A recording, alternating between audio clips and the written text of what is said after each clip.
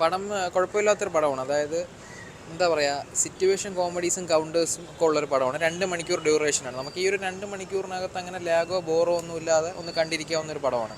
എടുത്തു പറയേണ്ട സാധനമെന്ന് വെച്ചാൽ ലിമിറ്റഡ് ക്യാരക്ടേഴ്സാണ്.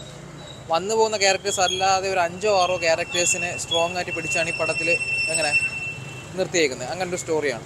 ഒരു 5-6 ക്യാരക്ടേഴ്സ് ത്രൂ ഔട്ട് ഉണ്ട്. ഓവറോൾ നോക്കുകയാണെങ്കിൽ പെർഫോമൻസും കാര്യങ്ങളൊക്കെ നോക്കുകയാണെങ്കിൽ നമ്മുടെ ഷൈൻ ടോമും വിഷ്ണു ഉണ്ണികൃഷ്ണനുമാണ് ചെയ്തേക്കുന്നത് നന്നായിട്ട്. ഓവറോൾ കുഴപ്പമില്ലാത്തൊരു മൂവിയാണ്. നന്നായിട്ട് ശരിക്കും നമ്മൾ എൻജോയ് ചെയ്തു.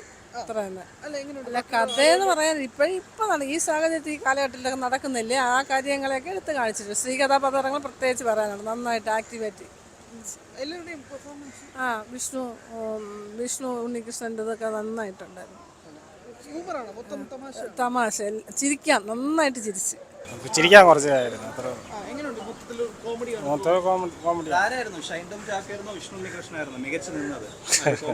ഇല്ല, മൂന്നുപേരും കുഴപ്പമില്ല, രണ്ടുപേരും നല്ല രീതിയിൽ കോമഡി.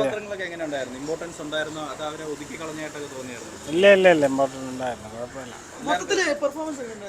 കൊള്ളാം കൊള്ളാം, നല്ല പെർഫോമൻസ്. ഒന്നുമില്ല പടത്തിൽ. ബോയിങ് എൻ്റെ പൊന്നെ, അതിൻ്റെ 7 അയലൊക്കെ കെട്ടിയിട്ട് അടിക്കാൻ കൊള്ളൂല, അത്രയും കൂടെ പടം കൊള്ളൂല. പന്ന പടം ബ്രോ, സ്റ്റോറി ഒന്നുമില്ല. ഒരു ബലമില്ലാത്തൊരു കണ്ടന്റിനെ എടുത്തു വെച്ചിട്ട് ഇവർ ഒരു 2.5 മണിക്കൂർ വെറുതെ ഇവിടെ പിടിച്ചിരുത്തി എന്നല്ലാതെ ഈവൻ ഒരു കോമഡി സീക്വൻസ്, ഒരു ഡയലോഗ് കൊണ്ട് പോലും വർക്കൗട്ട് ആയിട്ടില്ല.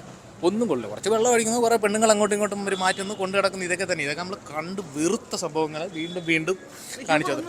ഒന്നും വർക്കൗട്ടായില്ല. ഈവൻ ഉണ്ണികൃഷ്ണനൊക്കെ വളരെ ബോർ. കൊള്ളാം കൊള്ളാം കൊള്ളാം, നല്ല പടം നല്ല പടം. താനാറ് ആ ഹ്യൂമറുണ്ട്, ചിരിക്കാനുണ്ട്, ഒരുപാടുണ്ട്. എല്ലാം എല്ലാവരും കൊള്ളാം, എല്ലാം കൊള്ളാം. ചിരിച്ചു പറയാൻ നല്ല രസമുണ്ട്. ഇതൊക്കെ അനുഭവിച്ചവർക്കല്ലേ അറിയാം.